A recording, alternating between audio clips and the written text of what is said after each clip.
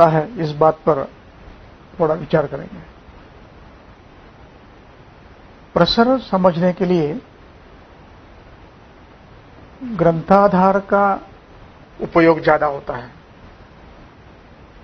इसलिए हम पहले कुछ संदर्भों को देखेंगे जो प्रसर होता है, कैसे होता है, इस पर प्रकाश डालते हैं। प्रथमतया एक बात हमें समझ लेनी है कि दोषों का संचय जब होता है तो वो गुणात्मक वृद्धि और परिभ्रमण अवस्था में होती है। दोष जैसे शरीर में घूमते रहते हैं, लगातार घूमते हैं, वो कहीं रुकते नहीं है, और उसी अवस्था में उनकी वृद्धि होती है, उसी का नाम संचय है। और जब इस वृद्धि की सीमा सामान्य वृद्धि से तरतम तक जाती है तो उसको प्रकोप कहते हैं। यानी प्रकोप भी गतिमान अवस्था में जब दोष रहते हैं तब उनके गुणों की वृद्धि होती है। जब गुणों की वृद्धि होती है ऐसा हम कहते हैं तो यह स्वाभाविक है कि गुण का जो आधार है वो द्रव्य है। द्रव्य तो बढ़ते ही है, लेकिन हमारे लिए चिकित्सा की दृष्टि से उन द्रव्यों के गुणों का महत्व है, इसलिए हम ये कहते हैं कि गुणों की वृद्धि होती है। तो गुणों की वृद्धि शब्द से हमें अभिप्रेत द्रव्य तो है ही, लेकिन गुणयुक्त द्रव्यों की है, विशिष्ट गुणयुक्त द्रव्यों की वृद्धि होती है। प्रकोप में भी इसी प्रकार की वृद्धि गतिमान दोषों के गुणों में वृद्धि होती है और अपने अपने स्थान में वो प्रकट होते हैं, अपने स्थान में वो अधिक मात्रा में जाते हैं, काम करते हैं, फिर लौटते हैं। इस प्रकार उनकी गति वहां पर भी चल रही है। इसलिए जहां वो अधिक मात्रा में आते हैं, काम करते हैं, उनका वो स्थान माना जाता है। और यह भी कहा जाता है कि इन स्थानों में दोष अधिक मात्रा में प्रकट होते हैं, इकट्ठे होते हैं। इकट्ठे होते का अभिप्राय यह नहीं कि वहां रुकते हैं, रुकना अभिप्रेत नहीं है। तो ये जो प्राकृत दोषों की वृद्धि होना, उनमें संचय होना, उनका प्रकोप होना, ये दोनों गतिमान अवस्था में है। फिर प्रसर क्या है? प्रसर में इतना ही फर्क है, सामान्य दोषों की गति होना यह परिवृत्ति कहा जाता है, पूरे शरीर में घूमना, इसको परिवृत्ति कहा जाता है। और जब दोष कुपित होते हैं, वृद्ध होते हैं, तो और वृद्धावस्था में गति शरीर में फिर घूमते हैं, तो उसी का नाम प्रसर है। दोष अपने गुणों में जब बढ़ते हैं और बढ़े हुए दोषों का परिभ्रमण जब पूरे शरीर में चलता है, इसी का नाम प्राथमिक रूप में प्रसर है। और इस बात को ग्रंथकारों ने जगह जगह बताया हुआ है। तो इस बात को स्पष्ट करने के लिए हम कुछ सूत्रों का अध्ययन करेंगे। पहला सूत्र है, चरक के चिकित्सा स्थान में 28वें अध्याय में यह सूत्र आया है। यह सूत्र है, वात पित्त श्लेष्मा ये सभी पूरे शरीर में घूमते हैं। यहां पर अधिकरण जो है, अध्याय का अधिकरण वात व्याधि की संप्राप्ति है, वात व्याधि के लक्षण है। इस अवस्था में, इस अधिकरण में दोष जो घूमते हैं वो प्राकृत अथवा विकृत दोनों अभिप्रेत हैं। श्लेष्मा, वायु तो प्रकृत, वायु तो कुपित है ही, लेकिन श्लेष्मा और पित्त ये कुपित हो अथवा न हो, ये घूमते रहते हैं और ये भी स्थानाश्रंश करके व्याधि करते हैं। तो ये अभिप्राय यह है कि दोष कुपित हो या अकुपित हो, शरीर में घूमते रहते हैं। ये पहला सूत्र है। उसके बाद का सूत्र है, चरक में सूत्र स्थान में 20वें अध्याय में 9वां श्लोक है। यह हमने पिछली बार देखा था, एक बार फिर देखेंगे। पुनः पुनः देखने पर उसका स्मरण अच्छा रहता है।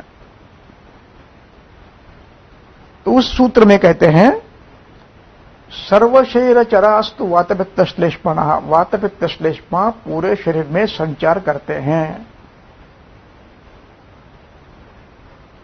ये कभी नहीं कहते हैं कि वातपित्त श्लेष्मा अपने स्थान में रुकते हैं, ये कहीं नहीं, ग्रंथ में कहीं भी नहीं कहा है वो अपने स्थान में रुकते हैं, नहीं, वो गतिमान है। तो सर्वशरीर चरास्तु वातपित्त श्लेष्मा, ये वाक्य जो है, इस वाक्य के बाद एक और वाक्य है, वो है कुपिता अकुपिताश्च। ये कुपित हो अथवा अकुपित हो पूरे शरीर में संचार करते हैं। अभिप्राय यह है कि कुपित दोष भी शरीर में घूमते रहते हैं। ये दूसरा सूत्र। अब तीसरा सूत्र हम दे रहे हैं, वो है व्यानेन रसधातुर ही विक्षेपोचित कर्मणाम, चरक चिकित्सा स्थान अध्याय 15 में श्लोक आया है।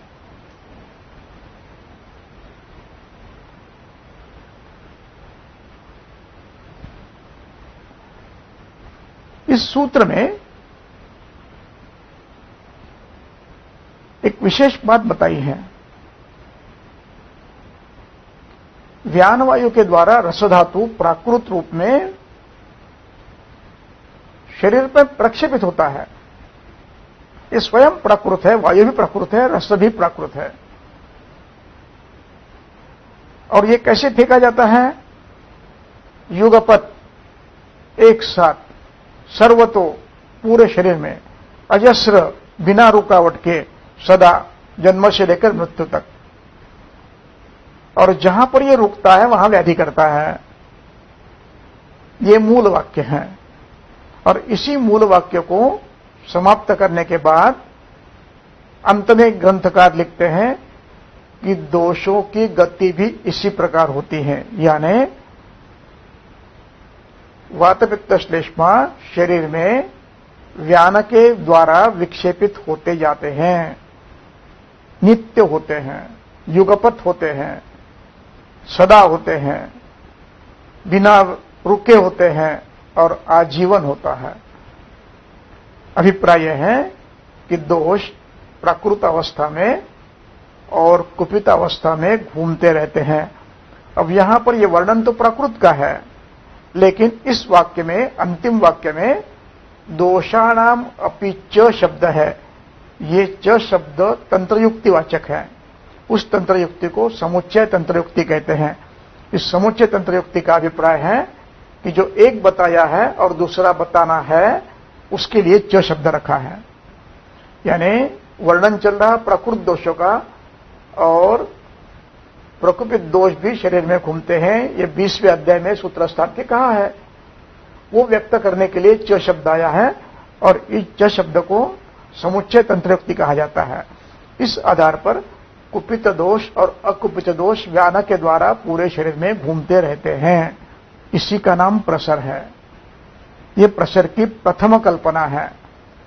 कुपित दोषों का संचार यानी प्रसर, और प्राकृत दोषों का संचार यानी चक्रवर्ती।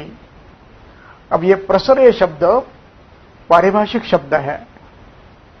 ये दोषों का व्याधिकरत्व बताते हैं, इसलिए उसको स्वतंत्र शब्द दिया है। परिवृत्ति न कहते हुए प्रसर कहा है।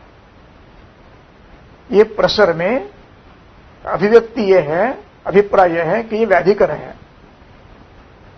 तो व्याधिकर दोषों का संचय, पूरे शरीर में संचार यानी प्रसर, ये पहली कल्पना है। अब इस बात को सुश्रुत ने अधिक स्पष्ट किया है। देखिए, सुश्रुत का श्लोक है, सूत्र स्थान 24:11।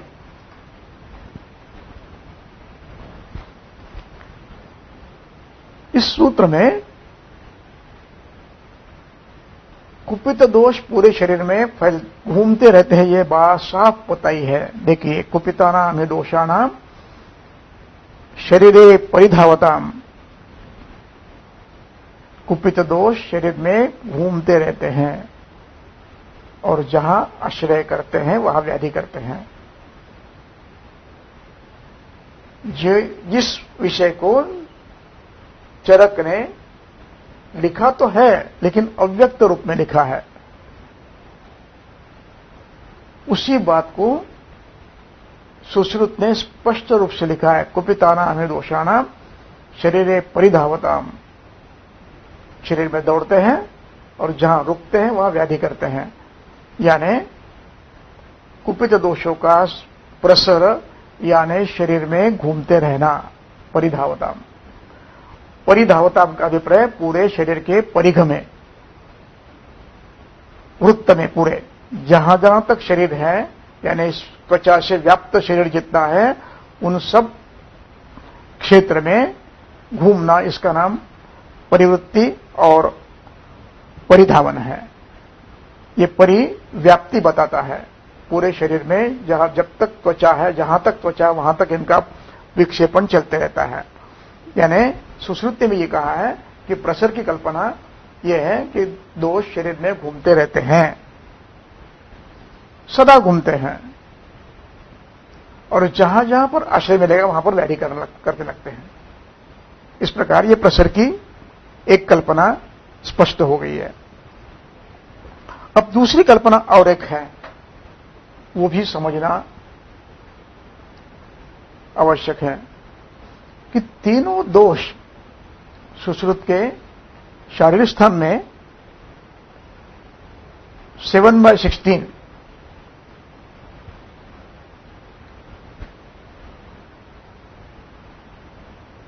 इस सूत्र में ये विषय है शिराओं के वर्णन का। उस पर विषय भिन्न है। विषय ऐसा है कि वातवहा है, कुछ वातवहा शिरा है, कुछ पित्तवहा है, कुछ कफवहा है, और वो जब ये वातवहा शिरा के द्वारा वायु वहां पहुंचता है तो व्याधि करता है। इस प्रकार का वर्णन है। विषय वो नहीं है, विषय भिन्न है हमारा। अब इसी अध्याय में इतना पूरा वर्णन करने के बाद विशिरा वायु की वहन करती है, विशिरा पित्त का वहन करती है, विशिरा कफ का वहन करती है, इतना सारा वर्णन करने के बाद ग्रंथकार कहते हैं कोई एक शिरा केवल वायु का, केवल पित्त का, केवल कफ का वहन नहीं करती। सर्ववहामता स्मृता, सभी शिराएं सभी दोषों का वहन करती हैं। अभिप्राय यह है कि तीनों दोष साथ में घूमते हैं। तीनों दोषों का परिवहन, परिभ्रमण शरीर में एक साथ चल रहा है। अब जब ये घूमते हैं तो हो सकता है इसमें कोई एक कुपित हो, एक क्षीण हो, एक प्राकृत अवस्था में हो, अथवा दो वृद्ध है, एक क्षीण है, अथवा तीनों वृद्ध है। ऐसी भिन्न भिन्न अवस्थाएं आ सकती है और जहां स्थान आश्रय करना है वहां तीनों रुक सकते हैं, अपने अपनी अवस्था में रुकेंगे। वृद्ध, क्षीण, सम, इस अवस्था में अपने अपने रुकेंगे। जो भी उनकी व्यवस्था होगी, अवस्था होगी, उस पर वो रुकेंगे। ये तीनों तो साथ में घूमते हैं। इस बात को सुश्रुत ने व्रण प्रश्नीय अध्याय में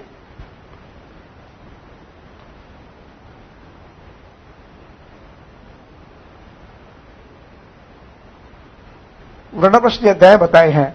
अत ऊर्ध्वम प्रसरम वक्ष्यामः, इस सूत्र से बताते हैं। इस सूत्र में वे कहते हैं कि यहां एक प्रकोप की और एक कल्पना बताई है, तो पिछली बार हमने बताई थी कि जैसा एक दोषों के गुणों की वृद्धि होती है, इसको हमने प्रकोप कहा।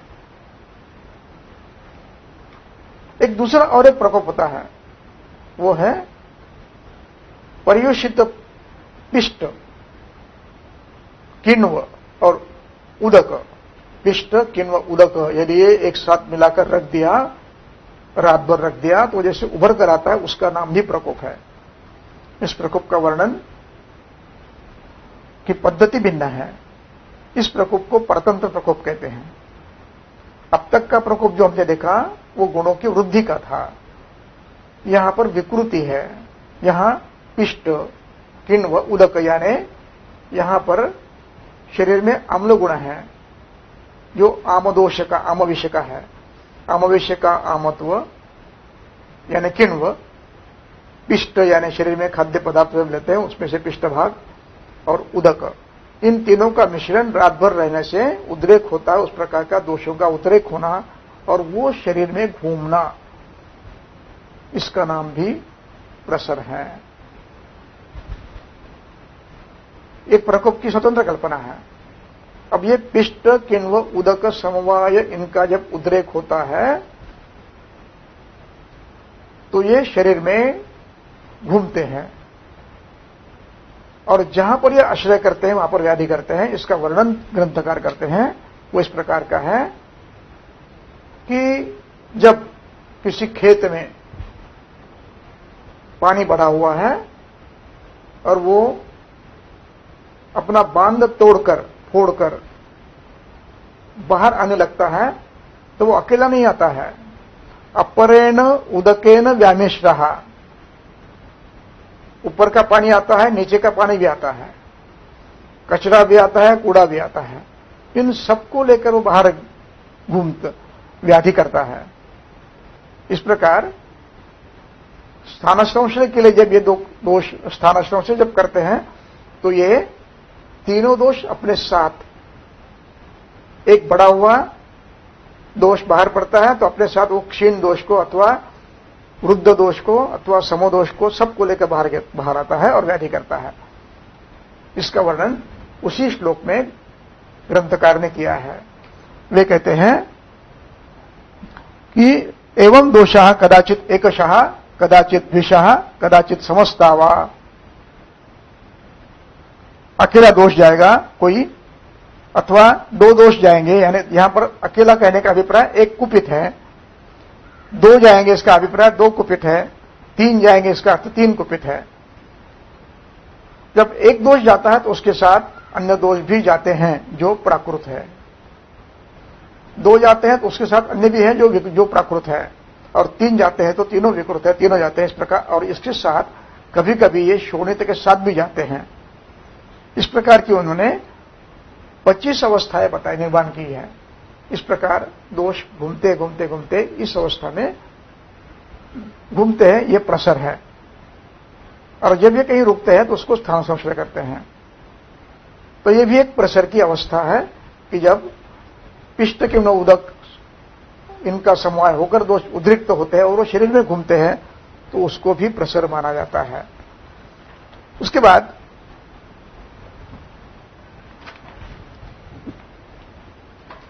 सभी दोष साथ में पूरे शरीर में घूमते हैं, इसके लिए और एक सूत्र आपको देता हूं। इसी विमान स्थान में देखिए, विमान स्थान के 5वें अध्याय में श्लोक क्रमांक 7 है।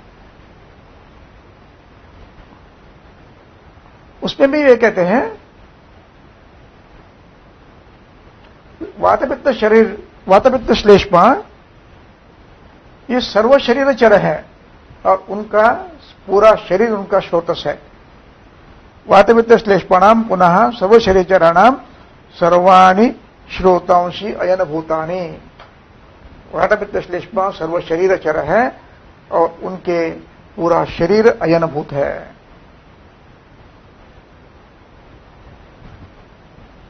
इस प्रकार कुपित दोष पूरे शरीर में घूमते रहते हैं, उसी का नाम प्रसर है।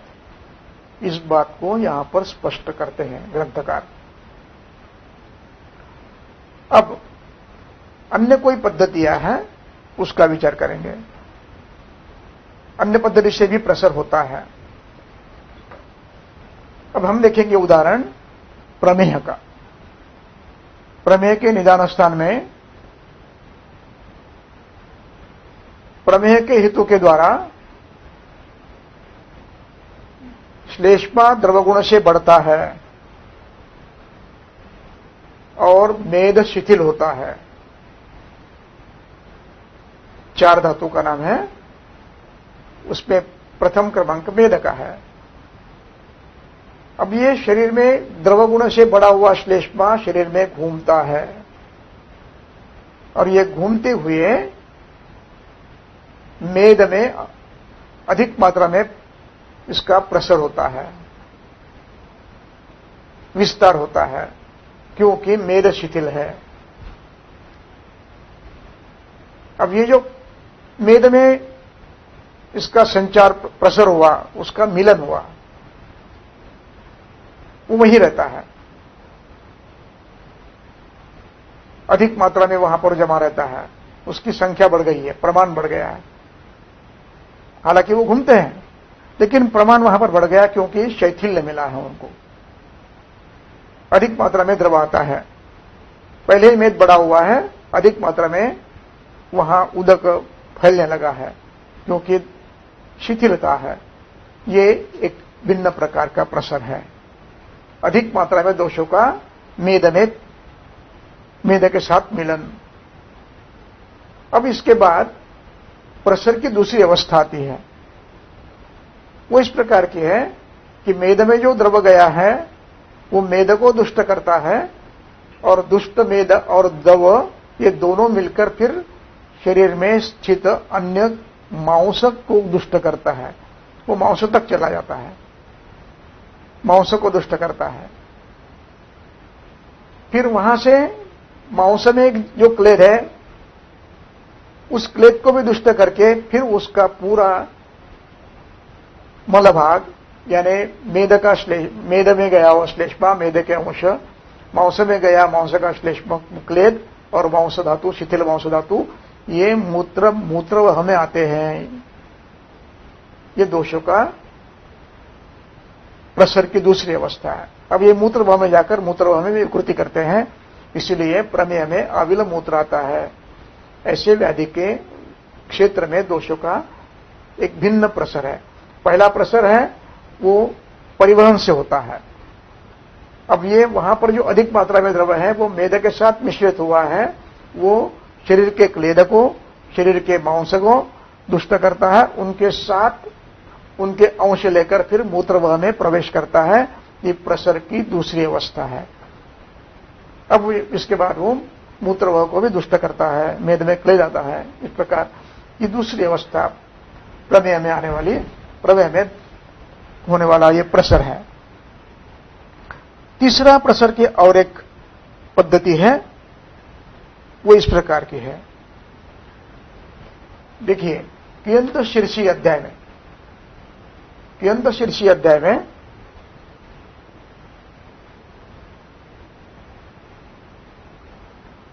त्रिदोषी जो हृदरोग का वर्णन है, उस त्रिदोषी के हृदरोग के वर्णन में वे कहते हैं जिसको त्रिदोषी जो हृदरोग हुआ है वो व्यक्ति आत्मसंयमन न रहने के कारण जब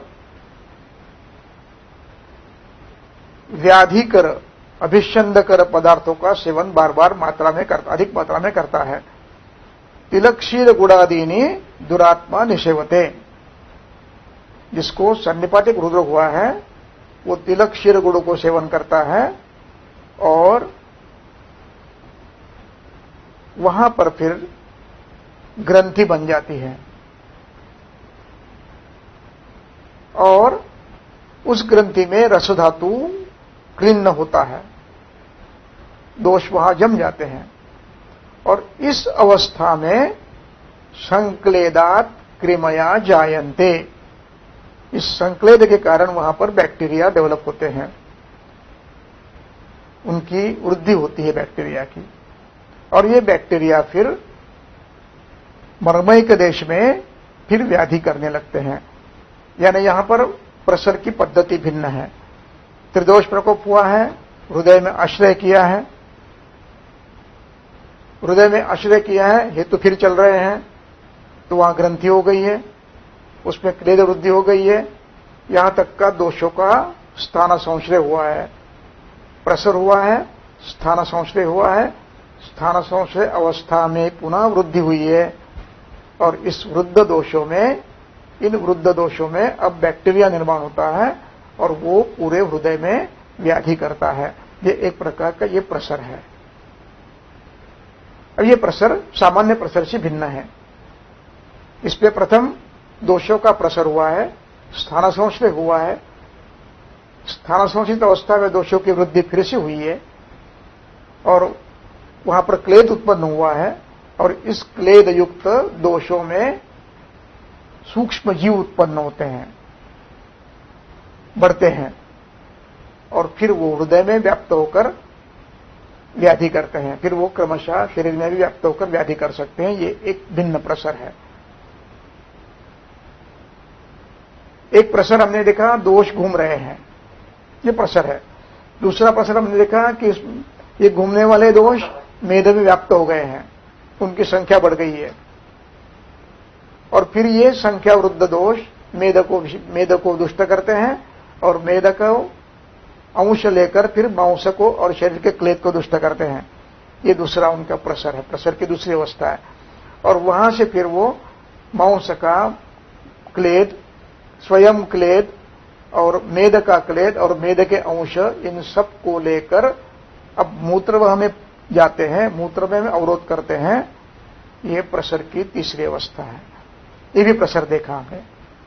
तीसरा प्रसर हमने देखा कि हृदरोग में दोषों की वृद्धि है, प्रकोप है, स्थान संश्रय हुआ है। स्थान संश्रय अवस्था में फिर हेतु हुए हैं। इस अवस्था में हेतु अधिक होने के कारण वहां पर क्लेद जमा हुआ है और इस क्लेद में बैक्टीरिया डेवलप होते हैं, सूक्ष्म जीव उत्पन्न होते हैं। उसको ग्रंथकार रक्तजा जंतवो अणवः कहते हैं। केचित सूक्ष्म्यात् अदर्शनः, न दिखने वाले सूक्ष्म जीव उत्पन्न होते हैं और फिर वो बढ़ते हैं, वो हृदय में व्याप्त होते हैं और हृदय की व्याधि निर्माण करते हैं। फिर उसमें शोथ, पूय, पाक इत्यादि व्याधि निर्माण करते हैं। ये तीसरा प्रसर है।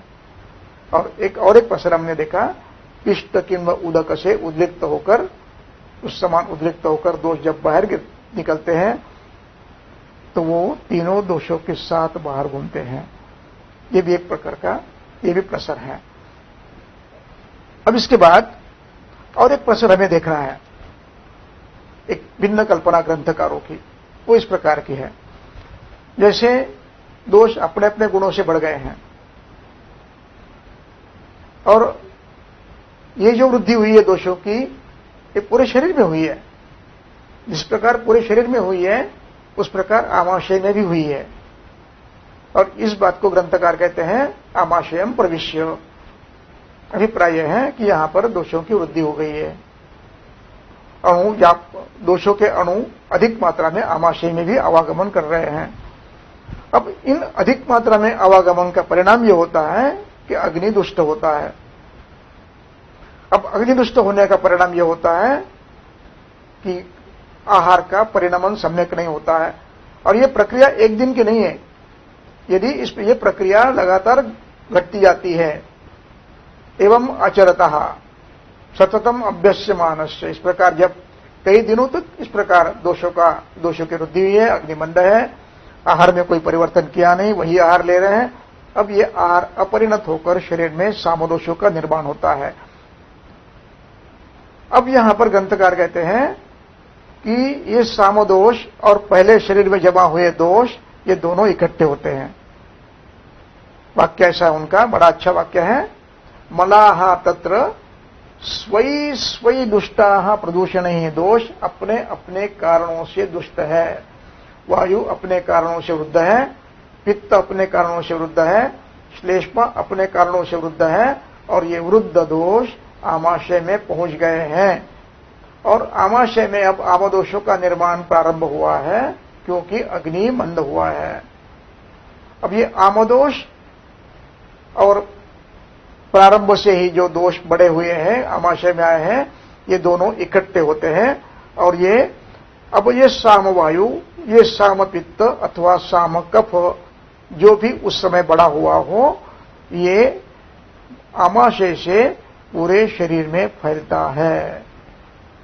आमाशयम प्रविश्य आमम अनुगम्य अग्निना स मिश्रीभूय, केवलम शरीरम अनुप्रपद्यते, ये आम के साथ पूरे शरीर में फैलते हैं और रसवह में व्याप्त होते हैं, रक्तवह में व्याप्त होते हैं, सभी द्वादश धातुओं में व्याप्त होते हैं, सबको दुष्ट करते हैं। द्वादशे समुदिष्टा संतरस्य तदाश्रया, संत ज्वर के द्वादश आश्रय हैं, उन सब में फैलते हैं और फिर यहां पर रसवह में और स्वेद में श्रोतरोध करते हैं। यानी यहां पर अवस्था भिन्न है। पहले दोष अपने अपने गुणों से वृद्ध होकर आमाशय में आए हैं, आमाशय में उनका प्रमाण बढ़ा है, अधिक मात्रा में उनका प्रवास चल रहा है। परिणाम यह हुआ कि अग्निमंद हुआ, उसका परिणाम यह हुआ कि आहार का परिणमन ठीक नहीं हुआ, आमोदोषों का निर्माण हुआ और यह प्रक्रिया लगातार कुछ दिनों तक शुरू हो गई है। परिणाम यह हुआ कि आमरस आमोदोष के साथ संलग्न होता है और पूरे शरीर में घूमने लगता है। ये आमोदोषों का यानी आम प्रदोषय दोषों का शरीर में प्रसर होता है और फिर वो व्याधि करते हैं। इस प्रकार ये भी एक भिन्न पद्धति है, इनमें पृथकता है। एक अपने अपने गुणों से दोष बढ़े हैं और फिर वो आमोदोषों से दुष्ट होकर फिर आमाशय से बाहर निकलकर पूरे शरीर में फैलते हैं और ज्वर करते हैं, प्रसव का अवरोध करते हैं, स्वेदव का, यानी प्रसर दो पद्धति से हुआ है। इस प्रकार ग्रंथ में प्रसर की भिन्न भिन्न पद्धतियां हैं। और एक पद्धत है सुश्रुत सूत्र स्थान में अध्याय 15 श्लोक नंबर 38 की पहली 2-3 लाइन देखो। विशिष्ट प्रकार का मधुर प्रदान आहार करने वाले अथवा अध्यशन अजीर्णाशन करने वाले व्यक्तियों में दोष जो प्रसर करते हैं उनका विशेष है, वैशिष्ट है। आम एव अन्न रसहा, यहां पर तत्र श्लेष्मनाहार सेविनो अध्यशनशीलस्य अव्यायामिनो दिवा स्वप्नरतस्य च आम एव अन्नरसः मधुरतरश्च शरीरम अनुक्रमण, शरीर में घूमता है। तो ये आमरस का शरीर में घूमना ये दोषों के साथ है। अब ये आमरस का परिणाम धातुओं पर होता है और दोषों पर भी होता है। अब ये सबको दुष्ट करता है। अब ये आमरस पूरे शरीर में जब घूमता है तो भिन्न भिन्न व्याधियां करता है। यानी यहां पर आहार परिणमन सम्यक न होने से आम अन्नरस शरीर में घूमना ये भी प्रसर है और ये संतर्पणजन्य प्रसर है, सभी संतर्पणजन्य व्याधियों का निर्माता है। इसमें प्रमेह आया, कुष्ठ आया, उदरद आया, श्वास हुआ, अर्श हुआ, शोथ हुआ, मूत्रकृष्ण हुआ, भगंदर हुआ, अर्श हुआ, ऐसे सभी व्याधियां ये निर्माण कर सकता है। यहां पर अन्न रस अपरिणत होता है और वो शरीर में घूमता है। यही अवस्था अन्य एक क्षेत्र में आती है। यदि कोई व्यक्ति बार बार इस प्रकार अजीर्ण भोजन करता है तो आम अन्न रस शरीर में घूमने लगता है, वो त्रिदोष प्रकोप करके घूमने लगता है। ये भी एक प्रसर है। इसका वर्णन विमान स्थान के पहले अध्याय में किया है, जीर्णे अश्नीयात इस नाम से किया है। विमान स्थान अध्याय 1 और उसमें वे कहते हैं कि पहला खाया हुआ आहार वो यदि पूर्ण परिणत नहीं होता है और उस पर आप दूसरा लेते हो तो पहला आधा पचा हुआ आहार और दूसरा आधा पचा हुआ आहार दोनों मिलकर शरीर में घूमते हैं और तीनों दोषों का प्रकोप करते हैं। यहां आमाशय में सामरस्य की उत्पत्ति लगातार होती है और वो शरीर में घूमते हैं। ऐसे यदि बार बार होता है तो वो भी एक प्रसर है। तो ये इस प्रसर से संतर्पणजन्य भिन्न भिन्न व्याधियां होने लगती है। इस प्रकार प्रसर की ग्रंथकारों की भिन्न भिन्न कल्पनाएं हैं। और एक प्रसर हमें देखना है, वो है रक्तपित्त वातरक्त अध्याय में, अध्याय 29 और सूत्र 23।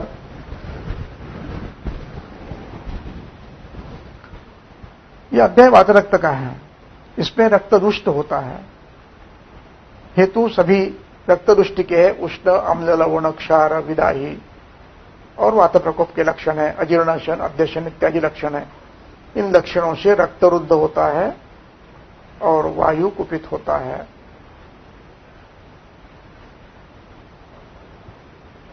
अब ग्रंथकार कहते हैं कि ये जो दुष्ट दोष है, ये सर्वतश्चरण, ये पूरे शरीर में घूमते हैं। सर्वतश्चरण, तो ये उत्तान वातरक्त भी करते हैं संधियों में, हाथ के संधियों में, पैर के संधियों में। उसी प्रकार जब ये गंभीर होते हैं तो पूरे शरीर के धातुओं के स्थान में जहां जहां रक्त का संचार होता है वहां पर ये आश्रय करते हुए व्याधि करते हैं। सर्वतश्चरण, ये सब जगह शरीर में चरण करते हैं, पूरे शरीर में, और भिन्न भिन्न व्याधि करते हैं।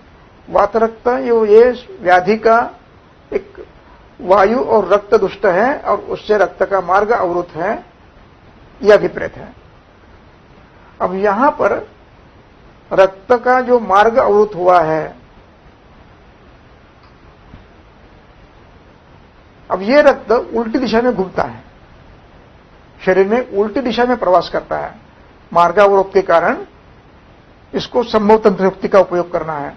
जहां मार्ग बंद होता है और प्रवाह चलते रहता है तो प्रवाह करने वाला द्रव या तो संचित होता है और संचित होते होते उल्टी दिशा में जहां मार्ग मिले वहां प्रसर, वहां से वो व्याप्त होता है।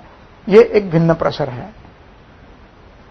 अब इस प्रसर से दोष पूरे शरीर में घूमने लगते हैं और जहां जहां आश्रय करेंगे वहां वहां व्याधि करेंगे। फिर ये पंगु भी करेंगे, ये अर्जित भी करेंगे, ये खंजवात भी करेंगे, ये पक्षवत भी करेंगे, ये ग्रंथि भी करेंगे, ये अर्बुद भी करेंगे, ये विद्रदी भी करेंगे। जहां जहां आश्रय करेंगे वहां व्याधि करेंगे। इस प्रकार का एक बड़ा प्रसर श्रोतोरोध के बाद होता है। इसका वर्णन ग्रंथकार ने अच्छी तरह से श्वास अध्याय में किया है। श्वास चिकित्सा में इसका वर्णन आता है।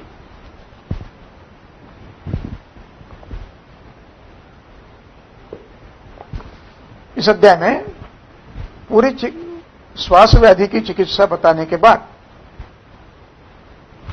इनमें शोधन देना चाहिए श्वास व्याधि में, यह कहने के लिए एक श्लोक लिखते हैं। वो बड़ा महत्वपूर्ण श्लोक है और उससे मैं ये जो विशेष बात बता रहा हूं वो स्पष्ट होती है। वे कहते हैं कि उदीर्यते भ्रशतरम मार्गरोधात वहत जलम, यानी उदक वह श्रोतस्मे, रस वह श्रोतस्मे, अथवा अन्य जो भी उदक प्रधान धातु है उनमें यही कि मार्गावरोध होता है कहीं भी, फिर वो मूत्र वह हो, स्वेद वह हो, रस वह हो, रक्त वह हो, लसिका वह हो, कहीं भी यदि मार्गावरोध होता है तो ये बहने वाला द्रव धातु विरुद्ध मार्ग से जोर से बाहर आता है और पूरे शरीर में फैलता है। जहां जहां मार्ग मिलेगा वहां व्याधि करता है और मार्ग जैसे जैसे मिल जाएगा वैसे वैसे पूरे शरीर में आश्रय करेगा, क्योंकि रास्ता बंद है, आगे का रास्ता बंद है। तो उदीर्यते भ्रशतरम मार्गरोधात वहत जलम, इस प्रकार जहां अवरोध हुआ है वहां दोषों का विमार्ग गमन प्रारंभ होता है और ये विमार्ग गमन करने वाले द्रव्य दोष पूरे शरीर में फैलते हैं। इस बात को ग्रंथकार विश्व प्रजति समृद्ध इस शब्द से व्यक्त करते हैं। देखिए श्लोक नंबर 45 इसी अध्याय में।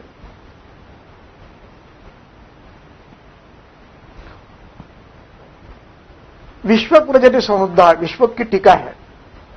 विश्व प्रजति सर्वतो गच्छति, जहां श्लेष्मा अवरुद्ध, श्लेष्मा का मार्ग अवरुद्ध हुआ है, वहां श्लेष्मा विरुद्ध गति से, प्रारंभ विरुद्ध गति से प्रवास करता है और पूरे शरीर में फैलता है। और जब ये शरीर में फैलने वाला श्लेष्मा प्राणवह में आता है तो श्वास निर्माण करता है। यह आवश्यक नहीं है कि श्लेष्मा का अवरोध प्राणवह में ही हुआ हो सकता है यह अवरोध उदक वह में हो सकता है यह अवरोध रसवह में हो सकता है यह अवरोध स्वेदवह में हो सकता है यह अवरोध रसवह में, रक्तवह में, कहीं भी हो, उदक प्रधान धातु में हो। तो वो अवरोध के बाद उदीर्यते भ्रष्टतरम न्याय से विमार्ग गमन करते हैं और पूरे शरीर में फैलते हैं। और शरीर में फैलते फैलते जब आश्रय उनका उरस्थान में होता है तो श्वास व्याधि करते हैं। आश्रय सिर में होता है तो श्वास व्याधि कहते हैं, हिक्का करते हैं। आश्रय यदि कुक्षी में हुआ तो उदर करते हैं। इस प्रकार प्रसर की एक भिन्न कल्पना है। देखिए उदर अध्याय।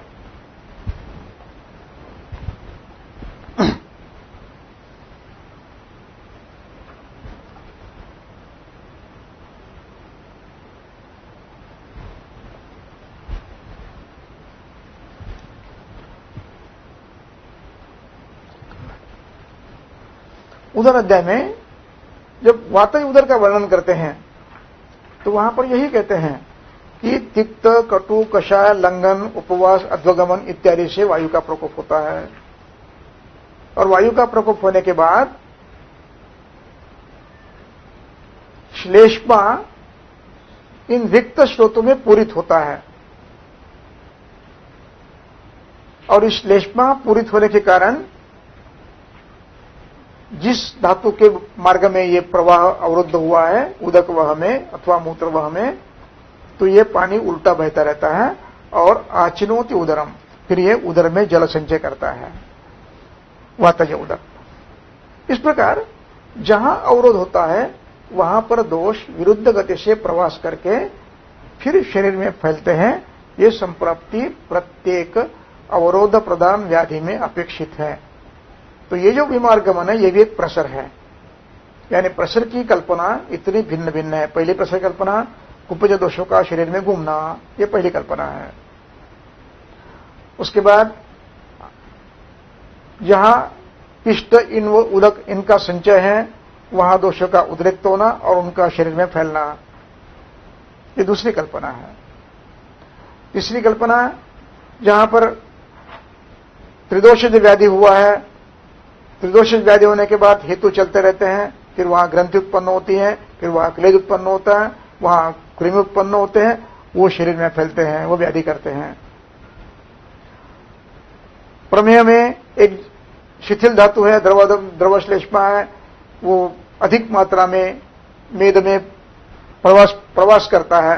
तो अधिक मात्रा में प्रवास के कारण मात्रा मेद की भी अधिक है, द्रव की भी अधिक है, मेद के अंश उसमें मिलते हैं, वो दुष्ट होता है। और वो फिर ये क्लेद और ये मेद मांसवह को दुष्ट करता है, क्लेद को शरीर को दुष्ट करता है और वहां से फिर मूत्र वह बाहर पड़ता है।